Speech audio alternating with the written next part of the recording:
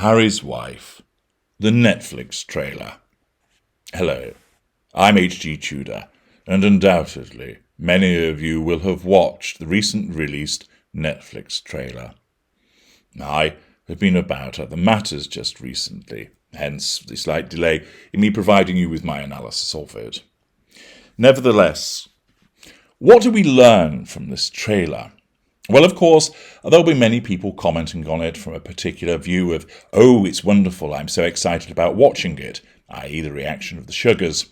There'll be other people with an arched eyebrow going, okay, this is setting a particular tone, let's see what the meat of it all is once it's released. Of course, there'll be others that will be looking at it in a critical manner because they don't like Harry's wife, and their stance will immediately be one of finding fault with what's contained within it. However, the way that I look at it, of course, is to view it through the lens of her narcissism and the responses and reactions of her primary victim, Prince Harry. I will explain to you what we see in this trailer. What is its purpose? What are the images about? What does it seek to achieve with regard to being effectively produced by a narcissist? Now, the trailer itself was created by the technical people that are involved in the formation of it. They're the ones that pull together the stills, the images, etc., choose the music and so forth. However, it does convey, of course, the wants of Harry's wife. It sets a particular tone, which she will have heavily influenced, as we know, given her need to assert control over those around her. So it's going to be particularly interesting to understand and learn what can be seen through this, to understand what it means. So let us play the short trailer to refresh your memories. I'm sure you've watched it several times, and then let's break it down as to what it all means. The first thing to observe, of course, is the use of black and white, which is quite ironic, of course, given the black and white thinking of the narcissist. But this is done to give it a pseudo-serious appearance, because, of course, Harry's wife is a pseudo-serious individual. She believes that she's a titan of knowledge and a colossus when it comes to explaining to everybody the ways of the world. And we're met with that first photograph of where she was wearing the blue dress and the rain was falling and it was backlit, to see them looking at one another. The predator giving the richest grin to the victim that's under control, and the hapless victim completely unaware of what he's been ensnared by, staring back thinking, this is great, she really does love me. And this is portrayed, of course, to demonstrate them as a complete unit, which in the subconscious mind of Harry's wife is what they are. Harry is simply an extension of her, there to do her bidding, to have his character traits acquired, and to be utilised to suck dry to the extent that her narcissism dictates, although, of course, she never realises any of this, because it happens subconsciously. But this image is put forward to show them as a unified force, them protected from the elements by the umbrella, to demonstrate that the slings and arrows of outrageous fortune, as Hamlet might have said, cannot permeate their world, that ensconced in their own bubble, they are reigning supreme. It is a fuck you to the rest of the world to demonstrate, look at us, we're so involved with one another and nothing that you can throw at us makes an iota of difference. A voice then asks, why did you want to make this documentary? And we then are treated to a number of pictures of the two of them, showing them, for instance, in Africa, I assume, showing them sat on the lawn somewhere, Harry holding a guitar, wasn't aware that he could play it. Usually the case, it's a Fisher-Price one, where he just presses a button and it makes the sounds for him. But there they are, supposedly content and together, just being relatable human beings. Note, of course, the hand that she places upon him, the assertion of control, as a consequence of her physical direction towards him. Then there is a picture of them, which I presume would be taken in Africa, as they're atop some kind of jeep or vehicle. Harry looking content with himself, because, of course, at this juncture, he's in the golden period, and he's getting lots of spicy poontang. Harry's wife there, leaning there with her hat and shades on. Then another picture of her close up and him behind, which of course is quite indicative of how she subconsciously sees the relationship, her front and centre, him always following. But again, it's done to convey, look at us together, how happy we are, how in love we are. And then further a picture of them somewhere jumping up together, mimicking Gwyneth Paltrow in the way that she would jump up naked in her garden and say, look at us, we're having fun, life's great, yippee, we're just like you, we're human beings. And then a picture taken in the kitchen, looking as if they're either getting ready or possibly having come back from a night out. Him there with shirt unbuttoned, braces on, or suspenders, as our American cousins would say, there grinning, hair up, and of course then leaning in to have a smooch, to demonstrate the supposed affection that exists between them. Bear in mind, of course, they are fully aware that there's someone following them around and taking photographs. It's not like it's all taking place on a hidden camera that neither of them know about. Harry's reaction, of course, will be genuine. He does indeed love her. Hers, of course, is driven by the need to control, part of the prime aims. And then thereafter, we get another pictures that show them supposedly so in love together. Dancing, him spinning around like Jack and Rose and the Titanic. And then it looks like some pictures taken in a photo booth. Then another picture of them together with one of the dogs, again demonstrating we're kind, straightforward people, so in love with one another. And then a silhouetted or almost silhouetted picture of Harry's wife holding on to a baby bump, whether real or manufactured. Then leave that for you. Then another picture of them staring into the camera. And of course, you can see that smug look on her face as she's drinking in the fuel provided by Harry as he grips her from behind.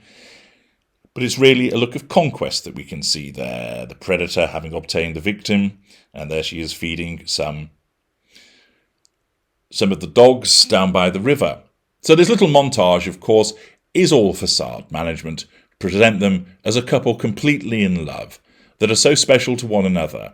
Of course, it's all entirely manufactured, all being done driven by her narcissism to create this perfect image to him and to the outside world, to say, we are so in love with one another, we are so special, and notwithstanding all of the nasty behaviours that have been exhibited towards us, we remain together.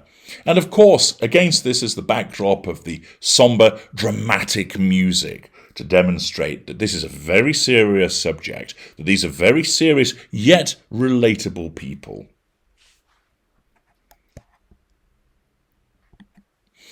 After setting the scene of this beautiful couple that's so in love, that are so deserving of one another, it starts to take a more serious and sinister tone.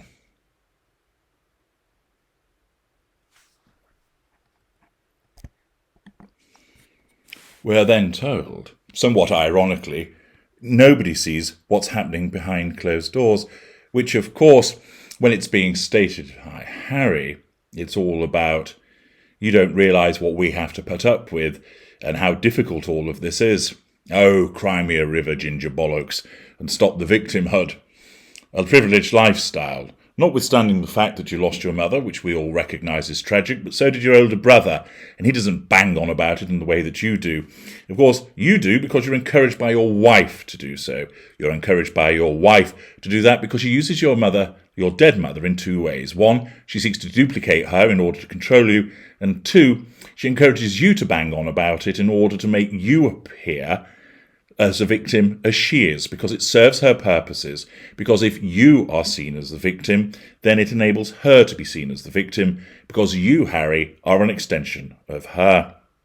Of course, I mention ironically, because it's invariably the case with a mid-range narcissist that they present a facade to the outside world of being kind, of being empathic, of being trustworthy, of being decent, of being nice, and then behind closed doors, the dark behaviours manifest, the unpleasant behaviours manifest, all of the dirty, downright despicable, abusive behaviours occur of varying means, ranging from physical and sexual violence through to silent treatments, triangulation, word salads, circular conversations, projection, so on and so forth, all of which you're fully familiar with, having either experienced it yourself or having learned about it through my work. So it is quite ironic for him to say nobody sees what's happening behind closed doors, which also really would include you, Harry, because you don't truly understand what it is that's happening to you. But of course, for the purposes of this trailer, it's being done as a victim claim. We then, of course, receive a picture of what must be Harry's wife engaging in an attempt to cry as she leans forward, holding her head in her hands. Of course, most people, when they cry, they do it in front of a trusted friend or family member, or they do it on their own, in their own privacy, which of course is something that Harry's wife has bleated on about but has actually never actioned. But for her, of course, the consummate, although crap actress, it is necessary for her to put these tears so that they can be shown as part of a pity play. And, oh, look, I just happen to be upset and crying and you just happen to be here taking photographs or filming it. Isn't that handy? There'll be those listening who may think that's unduly cynical. It's not. It's accuracy. And then, of course, it cuts to a picture of the nemesis and the sound of breaking glass. Harry's wife looking on beyond in her nurse outfit, one of the usual fashion disasters. It shows the Prince and Princess of Wales looking stern and to suggest that they are very much part of the problem. We then have the looming picture of Harry's wife from the funeral, appearing again as if she is the steadfast victim. There is also then a picture of the press pack, which, I won't mention it now, but I'd encourage you to listen to the forthcoming video, Netflix Revision of History, to find out that there are some porcupines associated with that particular picture. We then have Harry, and we cut to colour, as Harry is sat there, explaining that he had to do everything he could to protect his family. Of course, he has emotional empathy for his family, and as a consequence of the victim narrative that has been fed to him by his wife, he believed that they were under siege, he believed that they were under attack, and therefore she also, of course, will have said to him, "You don't want me to end up in the way that your late mother did," triangulating him with his dead mother and using a vulnerability against him, part of the manipulation. It paints Harry, of course, as the white knight, riding in justified behaviours to protect his family, because after all, is that not a noble cause?